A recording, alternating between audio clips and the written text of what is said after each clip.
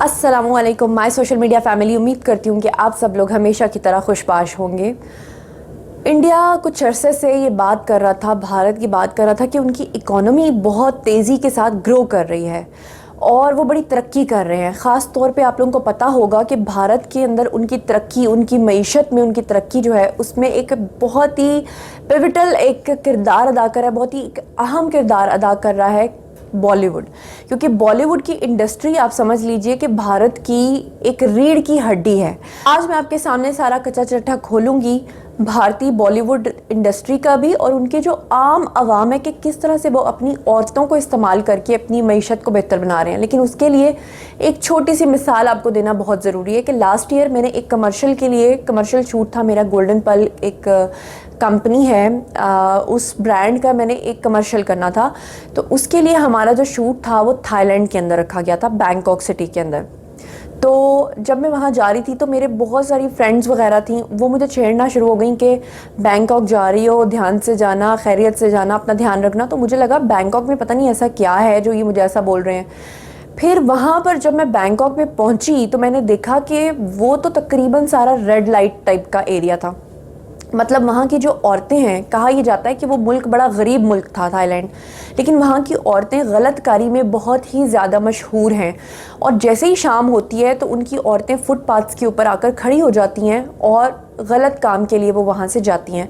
मैंने अपनी आंखों से जब उन औरतों को देखा तो मुझे पता चला कि अच्छा वो मेरी फ्रेंड्स क्यों कह रही थी। बहरहाल हम तो अपने शूट के लिए गए थे, हमने शूट किया और हम वापस आ गए। लेकिन जब वापस आकर मेरे अंदर कुछ तजस्सुस बढ़ा तो मैंने उसके बारे में सर्च करना शुरू किया। तो पता ये चला कि उनकी औरतें ज़्यादातर इस तरह के काम करती हैं जिसकी वजह से उनकी इकोनॉमी अब दिन ब दिन बूस्ट होती जा रही है।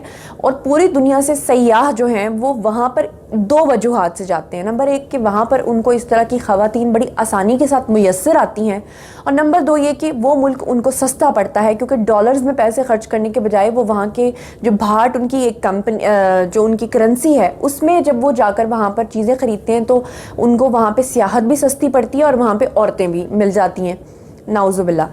तो अब इंडिया ने भी अपना मकाम इसी चीज़ में बनाना शुरू कर दिया है। अगर आप बॉलीवुड इंडस्ट्री की बात करें तो उनकी औरतें यही काम कर रही हैं। और जो हर इंसान की ख्वाहिश होती थी ना कि हम बॉलीवुड में जाएं, अपना नाम बनाएं अपने टैलेंट के बिहाफ पे, वो चीज़ें वहाँ से ख़त्म होती जा रही हैं। आप लोग देखेंगे बड़े बड़े बापों की बेटियाँ, शक्ति कपूर की बेटी को देखें, श्रद्धा कपूर, आप दीपिका पडुकोन को देखें जिसका बाप इतना बड़ा टेनिस स्टार था। फिर उसके अलावा सारा को आप देखेंगे वो सैफ अली ख़ान की बेटी होने के बावजूद, और इतनी बड़ी माँ, उनकी जो माँ इतनी बड़ी एक्ट्रेस थी, उनकी बेटी होने के बावजूद ये सब लोग मंशियात केस में आपको नज़र आए कि ये लोग पकड़े गए। बॉलीवुड में इतना ज़्यादा पैसा मिलने के बावजूद, इतने हाई अच्छे वेजेस मिलने के बावजूद भी ये एक्ट्रेसेस तमाम जो हैं ये मंशियात का कारोबार करती हैं। बाज़ाहिर तो आपके सामने एक्ट्रेसेस बनी हुई हैं, लेकिन ये गलतकारी भी कर रही हैं और ये मंशियात का काम भी कर रही हैं।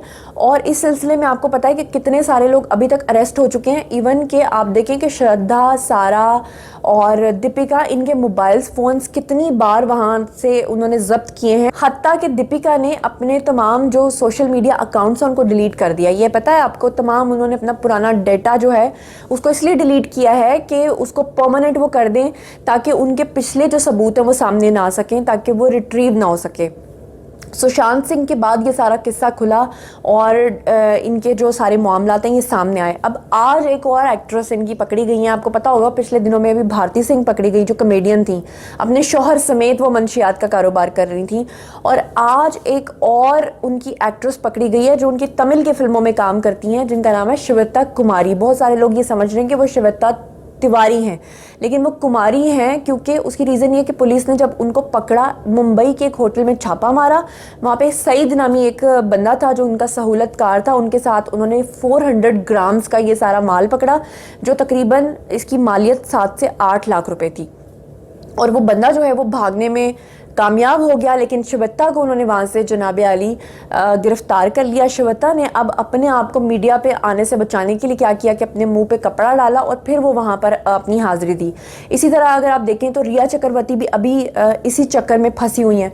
अच्छा, अब हम उनके आम आवाम की बात करते हैं कि अगर इतने बड़े बड़े बॉलीवुड एक्टर्स ये सब काम कर रहे हैं, ये अंदर धंधा चला रहे हैं, पूरा इनका एक नेटवर्क है जिसकी वजह से समझ लीजिए कि ये अपनी इकोनॉमी को बूस्ट करने में लगे हुए हैं, तो इंडिया के जो आम अवाम है वो क्या कर रहे हैं वो मैं आपको बताती हूँ कि आम अवाम जो है ना उनके, वो सयाह बन के अफ़गानिस्तान में जाते हैं। आपको पता है कि अफ़गानिस्तान का बड़ा दोस्त, बड़ा यार बनता है इंडिया। तो वहाँ पर जब ये सयाह बन के जाते हैं विज़िट वीज़े पे, तो वहाँ जाके जनाब अली अपने आप को सयाह शो करते हैं। लेकिन फिर वहाँ पर ये लोग क्या करते हैं कि वहाँ पे जो यंग लड़कियाँ होती हैं, बच्चियाँ होती हैं जिनकी उम्रें 15 से 16 साल के बीच में होती हैं, उनके साथ ये गलतकारी करते हैं और उसके बाद फिर उनके वीडियोस बनाते हैं। अभी 2 दिन पहले ये वाक़या पेश आया है कि एक बंदा जो अपने आप को सयाह बनाकर कई सालों से वहाँ पर जा रहा था और 14-14, 15-15 साल की बच्चियों के साथ वो गलतकारी करता था। फिर वो वीडियो रिकॉर्ड करता था और उस वीडियो को वो लोगों को बेचता था। ये उसका कारोबार था और नाम उसका था दीप देसाई। अब उसको फाइनली अफगानिस्तान की पुलिस ने गिरफ्तार कर लिया। अच्छी खासी जब उसकी छितरोल की और उससे पूछा कि तुम क्या करते हो, तो उसने फिर बताया कि वो लड़कियों को ज़दोकोब करता है, फिर उनको वो उनके वीडियोस रिकॉर्ड करता है, फिर उन लड़कियों को वो वीडियोस दिखाता है और उनको डराता है। क्योंकि आपको पता है कि जो अफ़गान कौम है वो बड़े गैरत वाले लोग होते हैं। अगर उन्हें पता चल जाए कि उनकी बच्चियों के साथ ये हो रहा है तो वो अपनी बच्चियाँ ही मार दें। तो ये उनको धमकियां देता था कि मैंने आपका जो वीडियो बनाया है वो आपने अगर किसी के सामने जिक्र किया तो मैं आपको छोड़ूंगा नहीं। और इतने अरसे से उसका ये धंधा चल रहा था। लेकिन फाइनली अब उससे खुद ही एक मिस्टेक हो गई और वो ये थी कि बच्ची को तो उसने डरा दिया, लेकिन वीडियो उसने सोशल मीडिया पे चढ़ा दिया और वो वीडियो वहाँ से वायरल हुआ और फिर अफगान पुलिस ने उसको पकड़ा। अच्छा, फिर यहीं पे मामला ख़त्म नहीं होता। अभी थोड़े दिन पहले की बात है कि एक बंदा जिसका नाम था SK नारायण, उसको भी इसी तरह से अफगान पुलिस ने वहाँ से बेदखल किया क्योंकि वो भी इसी तरह के कामों में मुलव्विस था, डिफेंस अताशी था वो, और जनाब अली उसको उन्होंने पकड़ा। अच्छा, फिर उसके बाद आप देखें कि जो पूरी दुनिया से लोग सयाह आते हैं। एक अमेरिकी खातून आई थी घूमने के लिए इंडिया, उसको बड़ा शौक था क्योंकि वो बॉलीवुड की फिल्में देखती थी, तो उसके अंदर ये चीज़ आई कि मैं भी जाकर देखूं कि बॉलीवुड कैसा है, इंडिया कैसा है। तो वो इसी शौक में आ गई।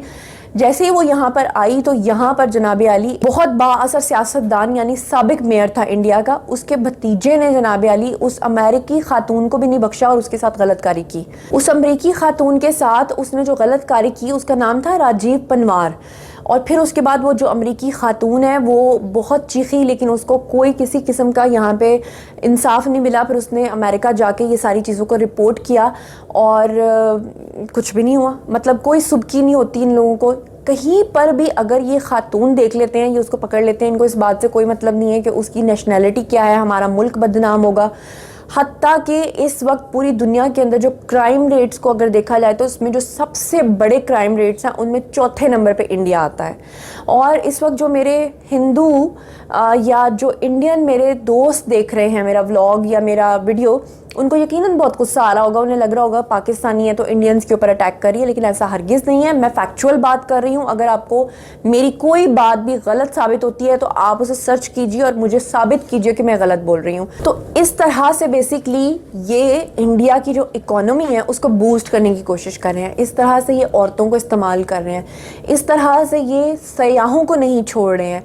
तो इससे क्या होगा कि अल्टीमेटली इंडिया बदनाम होगा, लेकिन बदनाम तो वो पहले ही हो चुका है। चौथे नंबर पे तो वो आ चुका है। अब मेरा ख्याल है कि उन्होंने बस रिकॉर्ड तोड़ना है कि पहले नंबर पे आना है और कुछ नहीं, वरना इन्होंने अपने आप को बदलना नहीं है। और आप देखें कि इतने बड़े बड़े बापों की बेटियां, इतनी इतनी उमरा की बेटियां, इतने इतने अमीरों की बेटियां होने के बावजूद वो ये मंशियात का कारोबार कर रही हैं। भारती सिंह को आप देखें कितना पैसा उन्होंने कमाया, लेकिन उसके बावजूद वो अपने शौहर के साथ मिलकर ये काम कर रही हैं। दीपिका को देखें, पैसे की क्या कमी है, दोनों मियाँ बीवी कमाते हैं, वो ये काम कर रहे हैं। श्रद्धा कर रही हैं, उसके बाद अब ये जो आज एक्ट्रेस पकड़ी गई हैं ये कर रही हैं। और आम लोग कह रहे हैं कि ठीक है जी आप करते हैं तो हम भी आपके नक्शे कदम पे चलेंगे।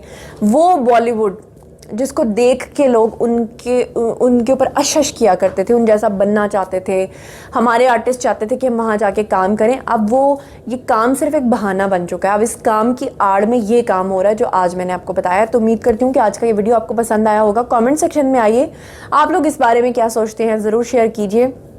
बताइए कि इस तरह के लोगों को, जो सेलिब्रिटीज़ होते हैं जिनको हम आइडलाइज़ करते हैं, जब वो इस तरह के काम करते हैं तो उनकी क्या सज़ा होनी चाहिए। और जो आम लोग हैं उनको तो सज़ा मिल जाती है, लेकिन जो ख़ास इस तरह के लोग होते हैं इनको सज़ा भी नहीं मिलती। तो आप बताइए कि ऐसे लोगों की जो गलतकारी करते हैं या मंशियात का कारोबार करते हैं, क्या सज़ा आप तजवीज़ करते हैं। कमेंट सेक्शन में आइए, मेरे साथ शेयर कीजिए। और हाँ, मज़ीद खबरें जानने के लिए और मेरे साथ कनेक्टेड रहने के लिए चैनल को सब्सक्राइब करना हरगिज़ मत भूलिएगा। साथ में जो बेल आइकन है उसे भी प्रेस कर लें ताकि टाइमली नोटिफिकेशंस आप तक पहुंच सके। अपना बहुत बहुत ख्याल रखिएगा। अल्लाह निगहबान।